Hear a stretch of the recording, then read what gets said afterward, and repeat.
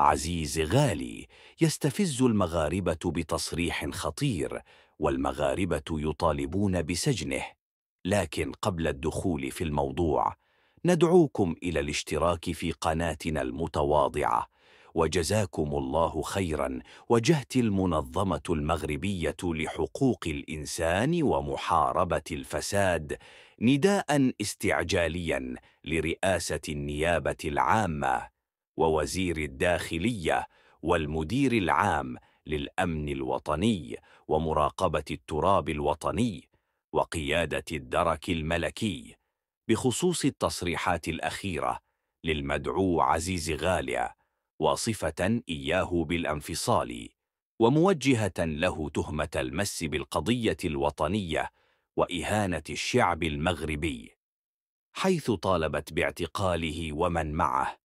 وقالت المنظمة الحقوقية أن أمانتها العامة تتابع بقلق بالغ التصريحات الخطيرة الصادرة عن المدعو عزيز غالي، رئيس الجمعية المغربية لحقوق الإنسان غير القانونية التابعة لحزب النهج الديمقراطي المحظور، والتي تعمل تحت إشراف المخابرات الجزائرية الفاشلة، وهي الجمعية المعروفة لدى الرأي العام باسم جمعية الشنقريحية، التي تنخرط في مواقف تشكل مسا بالقضية الوطنية وتطاول على كرامة الشعب المغربي حسب تعبيرها.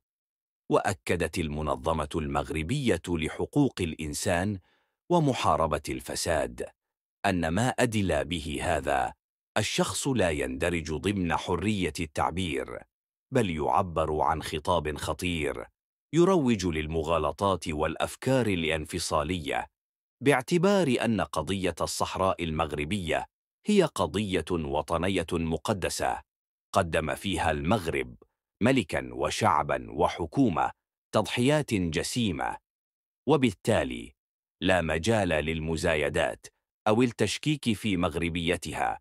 واتهمت المنظمة عزيز غالية بتجاهل الحقائق المثبتة فيما يخص ملف أكديم أزيك بشأن الاعتداءات التي أودت بحياة 11 عنصرا من القوات العمومية على يد ميليشيات انفصالية مدعومة خارجية، حيث إن هذه الجرائم الوحشية لا يمكن تبريرها أو تقديمها كاحتجاج سلمي بأي شكل من الإشكال.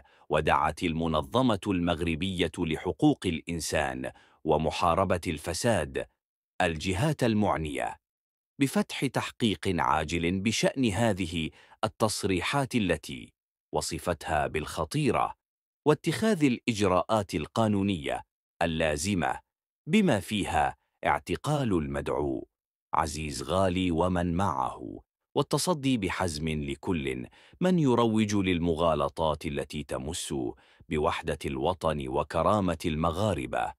اللهم احفظ وطننا من شر الأعداء. والسلام عليكم ورحمة الله وبركاته.